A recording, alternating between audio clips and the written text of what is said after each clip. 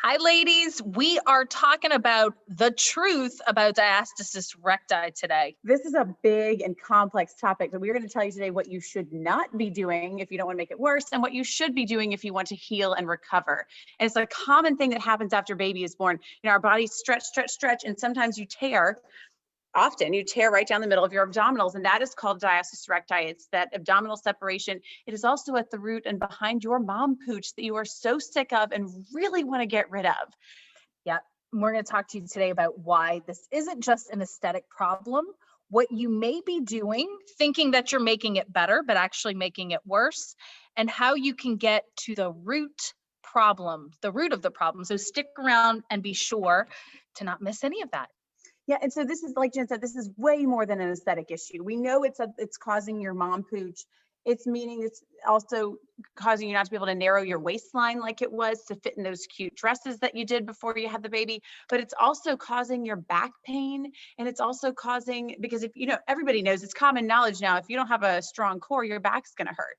And on top of that, all of you ladies with the tight hip flexors, yes, that is because now whether or not you have a DR, that's because your core is not working for you and your hip flexors are trying to do that work. If you have a DR, your deep abdominals are not working. We also know your pelvic floor isn't working because they're supposed to work synchronously together as a team. Yes, 100% of the women with DRs have some type of pelvic floor dysfunction, and we're going to illustrate that in a minute.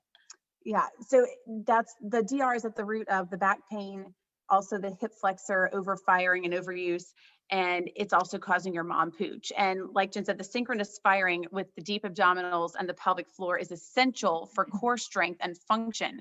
So I love, this is Jen's favorite demonstration of how they're connected. And I love this. If you just cough, or here, that's what we're supposed to do.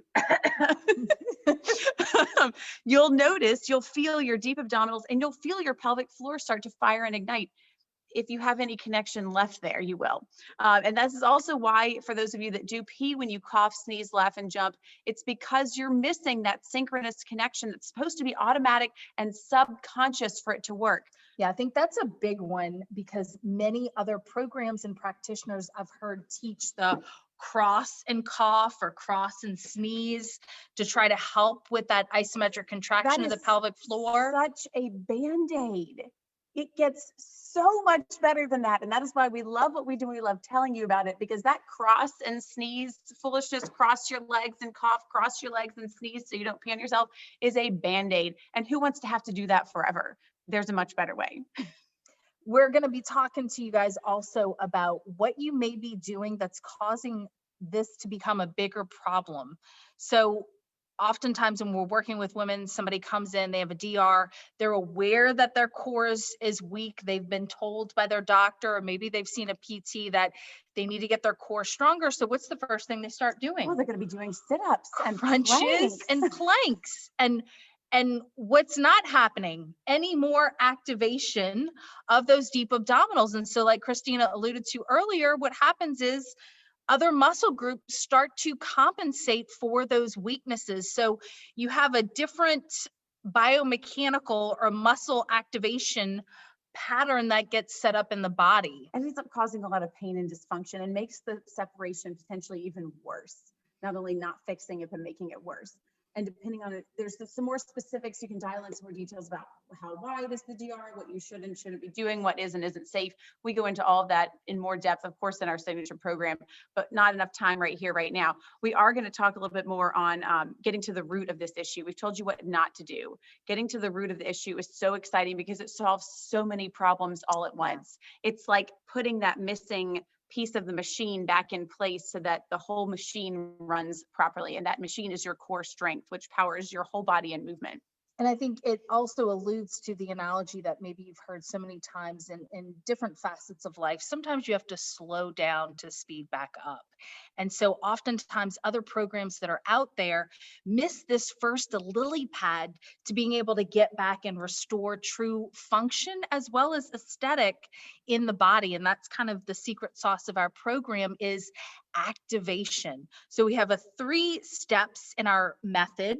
One is decompress, the second is activate, and the third is strengthen. You need to do those first two things before you can strengthen. If you try to jump to that third step, this is often where women get stuck and injured.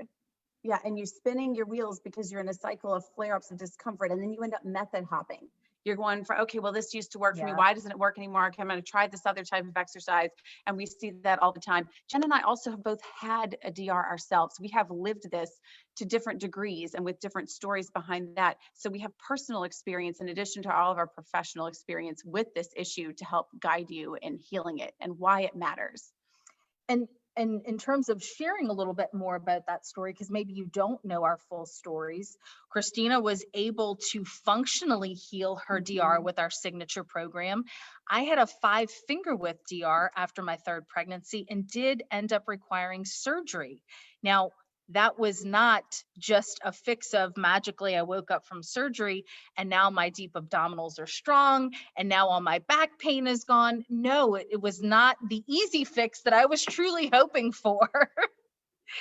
It did alleviate a lot of the excruciating back pain that I was having and not able to hold my son and do just some simple daily tasks without pain. So it did alleviate that, but it also exposed and actually perpetuated and created more downward pressure for me on my pelvic bowl, which created more prolapse for me, as well as I still had to reintegrate those deep abdominals and resync everything as we've been discussing to be able to make headway on my functional strength.